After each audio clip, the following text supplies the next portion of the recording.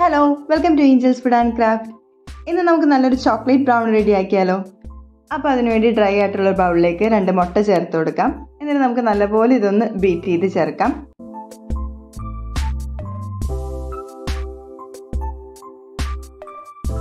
ഇതിലേക്ക് 1/2 teaspoon vanilla essence ചേർത്ത് കൊടുക്കാം.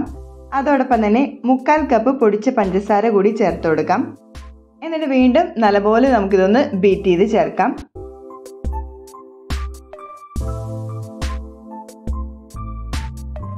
ഇങ്ങനെ ബീറ്റ് ചെയ്തെടുത്തതിലേക്ക് 1/2 കപ്പ് സൺഫ്ലവർ ഓയിൽ ചേർത്ത് കൊടുക്കാം. അതോടൊപ്പം തന്നെ 1/2 കപ്പ് ചോക്ലേറ്റ് മെൽറ്റ് ചെയ്തത് കൂടി ചേർത്ത് കൊടുക്കാം.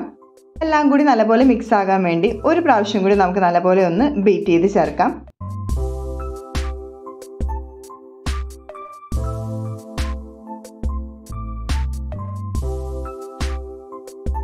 ഇപ്പോൾ നമ്മൾ നല്ലപോലെ ഒന്ന് ബീറ്റ് ചെയ്തെടുത്തിട്ടുണ്ട്. ഇതിലേക്ക് നമുക്ക് ഡ്രൈ ഇൻഗ്രീഡിയൻസ് ചേർത്ത് കൊടുക്കാം. അപ്പോൾ നമുക്ക് ആദ്യമേ ഒരു അരിപ്പ വെച്ച് കൊടുക്കാം. 1/2 കപ്പ് മൈദ ചേർത്ത് കൊടുക്കാം. അതോടൊപ്പം തന്നെ 6 ടേബിൾ സ്പൂൺ കൊക്കോ പൗഡർ കൂടി ചേർത്ത് കൊടുക്കാം. ഒരു നുള്ളു ഉപ്പ് കൂടി നമുക്ക് ചേർത്ത് നല്ലപോലെ ഇതൊന്ന് അരിച്ച് ചേർക്കാം.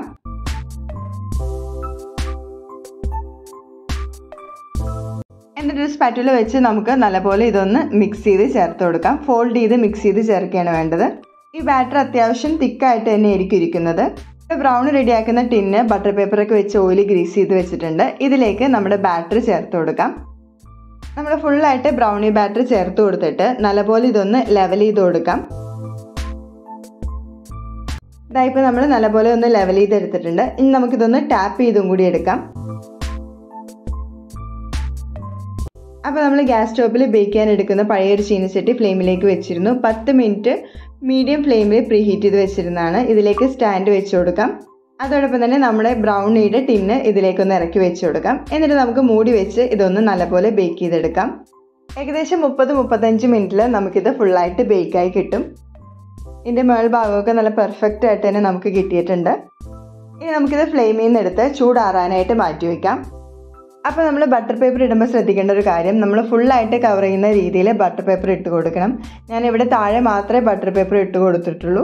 അതുകൊണ്ട് തന്നെ ഇത് ഡിമോൾഡ് ചെയ്ത് എടുക്കാനായിട്ട് കുറച്ചൊരു ബുദ്ധിമുട്ടുണ്ടായിരുന്നു. അങ്ങനെ ഡിമോൾഡ് ചെയ്തെടുത്തതിന് ശേഷം നമുക്കിതിൻ്റെ ബട്ടർ പേപ്പർ കൂടി ഒന്ന് മാറ്റി കൊടുക്കാം. ഇനി നമുക്കിത് ഇഷ്ടമുള്ള സൈസിൽ ഇത് കട്ട് ചെയ്തെടുക്കാവുന്നതാണ്. ഞാൻ ഇതേപോലെ ചെറിയ ചെറിയ പീസസ് ആയിട്ടാണ് കട്ട് ചെയ്തെടുത്തിരിക്കുന്നത്. അപ്പോൾ നമുക്ക് ബട്ടർ ഒന്നും ഇല്ലാതെ ബേക്കിംഗ് സോഡയും ബേക്കിംഗ് പൗഡറും ഒന്നും യൂസ് ചെയ്യാതെ തന്നെയാണ് നമ്മൾ ഈ ബ്രൗണീസൊക്കെ റെഡിയാക്കി എടുത്തിരിക്കുന്നത്. നല്ല ഫഡ്ജി ആയിട്ടുള്ള ബ്രൗണീസ് തന്നെയാണ്. അപ്പോൾ എല്ലാവരും തീർച്ചയായും ട്രൈ ചെയ്ത് നോക്കുക. അടുത്തൊരു റെസിപ്പി ആയിട്ട് കാണുന്നവരേക്കും ബൈ. Thanks for watching.